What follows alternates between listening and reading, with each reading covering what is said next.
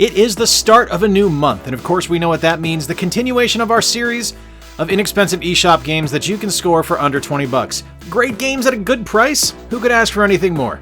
Let's take a look.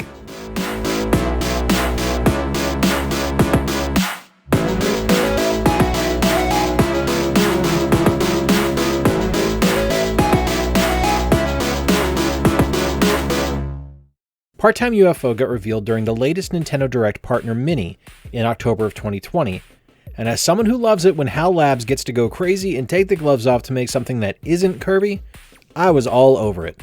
The premise of this game is pretty simple. You play as a self-aware flying claw machine, and you help the people around town. These tasks can range anywhere from collecting fruit that fell out of a produce truck, to assembling an ancient Greek temple, to stacking cheerleaders up to make the perfect human pyramid. It's a charming game based around a remarkably simple premise that is perfected by the physics engine behind the game. What could have devolved easily into a knockoff of Tricky Towers instead stands firmly on its own 2 feet, or I guess repulsor array, as each item will cause a different flight speed for your UFO avatar, as well as drops differently based on how quickly you deliver your payload to its destination platform. There's a shocking amount of replay value at hand too, as each level has 3 different requirements you need to complete to get a perfect star count, which then results in a different, more difficult version of the level to unlock and have its own unique set of challenges to unlock stars on. All this, of course, is aided by the copious amounts of unlockable content in the game.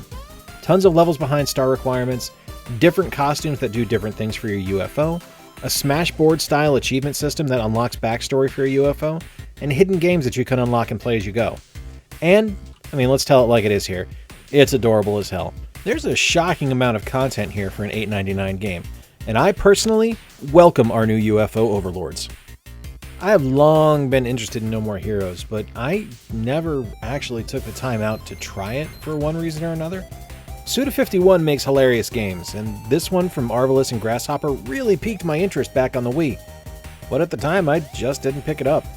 Travis Touchdown was a fascinating and excellent protagonist. I just never played the game.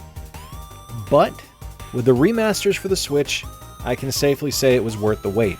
Sure, I'd prefer the more feature-rich and visually appealing version that was remastered of No More Heroes for the PS3, but honestly, the game is just so damn fun that I can't really get too mad at it. If you don't know, the premise is this. Travis Touchdown is the number 11 ranked assassin in the world, and to impress Sylvia, he aims to be number 1. Your mission is to get him there.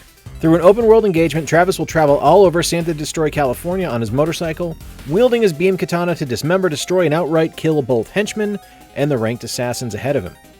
The game revels in its ultraviolence, showers of blood spraying like the fountain at the Bellagio in Las Vegas. Even though it might not look as impressive texturally as the PS3 version, gameplay-wise it's honestly phenomenal. The game targets and hits 60 frames per second most of the time, so everything is buttery smooth as you play. And you've got options to play. You can play with a Pro Controller, with your attacks mapped to the face buttons and joysticks, or you can detach your Joy-Cons and run in a way that's similar to what you experience would have been on the Wii. It's a fantastic game from what I've experienced so far, and while it does look and act a bit dated in places, for $19.99, you can't go wrong with the world's deadliest otaku. Okay, this one is on the exact opposite end of the spectrum from No More Heroes. I learned about a short hike from a user on Twitter called Gaming in the Wild, who extolled its virtues, and you really should check out his YouTube channel and his Twitter feed as well, because his stuff is absolutely brilliant. I'm so glad I decided to try this game developed by Adam Robinson Yu, because holy cow, it is just a fantastically relaxing game. You play as Claire, who takes a trip to Hawk Peak Provincial Park with her Aunt May. As a typical modern teenager, she does a lot with her cell phone, and unfortunately, she doesn't have any signal in her cabin. And therein lies the quest of the game: get cell phone reception. You do this by exploring the gorgeous Hawk Peak Park, collecting golden feathers along the way which allow you the ability to climb higher. But there's no rush to completion here. You can go as quickly or as slowly as you like. One of my absolute favorite things to do in the game is just glide. You get a gorgeous view of the island, allowing you the ability to find more hidden treasure, talk to more hikers, and just live a more relaxing existence in this fictional Canadian parkland. It's a massively chill game, and one that I queue up after a stressful workday or busy involved weekend rushing around. I also really just dig the visuals on this one. Pseudo 16-bit graphics in a full 3D environment with a brilliant adaptive soundtrack that updates and progresses as you explore the park. A game about finding cell phone reception shouldn't be this good, but it is, and you can't go wrong with a price of $7.99. Okay, and now to switch gears again from a short hike, we're going to talk about, what's this? A licensed game? Indeed it is, and the Mummy Demastered is a fantastic one at that. And big thanks to viewers Boomer from Brace for Impact and Midnight Mirth for the suggestion. This is a Metroidvania game developed by WayForward, the absolute best in the world at creating Metroidvania games, based on the Tom Cruise film from a couple of years ago. You play as a nameless, faceless soldier intent on tracking down the evil forces of the mummy Amenet. There's a huge map to explore with hidden rooms and weapons throughout that allow you to upgrade your character and improve your abilities and health tanks. And along the way, you'll shoot zombies, insects, rats, birds, and that's just the tip of the evil Egyptian iceberg. It's clearly a love letter to Super Metroid, and that's not a bad thing. Most good games in this style are, but this one is head and shoulders above a lot of imitators. Pairing solid run-and-gun shooter action with a solid exploration necessity in order to proceed through the game, the Mummy Demastered takes everything you know about Metroidvania games and just amps it up a little bit. Remember that nameless, faceless soldier thing I mentioned earlier?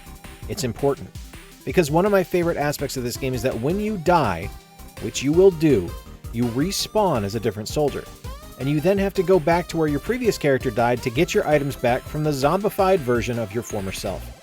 I could go on forever about the visuals of the game, as WayForward absolutely killed it with the gorgeous backgrounds and character design, but I'll instead just tell you that it's a visual treat, a fantastic gameplay experience, and sells for only $19.99. Okay, there had to be at least one quasi-roguelite on the list, and that game this time is The Swords of Ditto Mormo's Curse, which was developed by One Bit Beyond and published by Devolver Digital. It's a top-down action RPG, kind of like Link to the Past, that puts you in the role of one of the mythical Swords of Ditto, a randomly generated hero that you control on a quest to defeat the evil witch Mormo. Yeah, it's definitely a Zelda-inspired game, like I mentioned, but that's not a bad thing.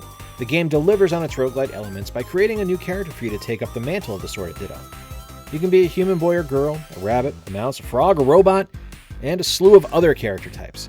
You have a time limit to complete your quest, and if and when you die, you'll respawn in a slightly different world with a whole new series of things to do. I really dig that the game has a system in place where the adventures of the previous swords carry down to the one you're currently playing as, including the weapons and gear that your previous heroes have held. Lest you think this is just another sword and sorcery campaign, know that you're not just beholden to weapons like bows and broadswords. You can also arm yourself with golf clubs, big-ass feet, yo-yos, and frisbees to dispatch Mormo and her ilk. And in a really fun twist, you can play this game in a two-player co-op, allowing for an even more exciting take on a fun genre. The Swords of Ditto Mormo's Curse is a great action-adventure game and can be picked up for $14.99. Alright guys, there you have it, 5 eShop games that you can get for under $20, a continuing series full of great games that you can have for an inexpensive price. One of the things I really enjoy about doing these lists is it allows me to try games that are outside of my normal wheelhouse. Time UFO isn't something I'd normally play. It's a cutesy physics puzzler. It's not really my thing. I had a lot of fun with that game, and it's honestly one of the better made games I've played this year. No More Heroes is obviously a comedic hack-and-slash blood and gore fest. Sword of Ditto Mormo's Curse is a roguelite top-down action RPG. The Mummy Demastered is a Metroidvania run-and-gun shooter.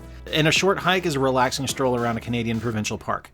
All these games offer something different, and all of them are a ton of fun to play. But now I want to hear from you. Let me know in the comments down below what your favorite inexpensive eShop games are. I'm sure there's some hidden gems out there that you guys have played that I haven't talked about yet in this series. I'd love to cover them moving forward. Let me know down below and I'll give you a shout out in the video. If you enjoyed the video, please do consider giving it a thumbs up down below, share it with your friends, subscribe if you haven't already done so, and ring the notification bell so you can stay up to date with everything we've got going on. Until next time guys, I have been Jay, I appreciate you being here. Play more games, stay square, and we'll talk to you soon.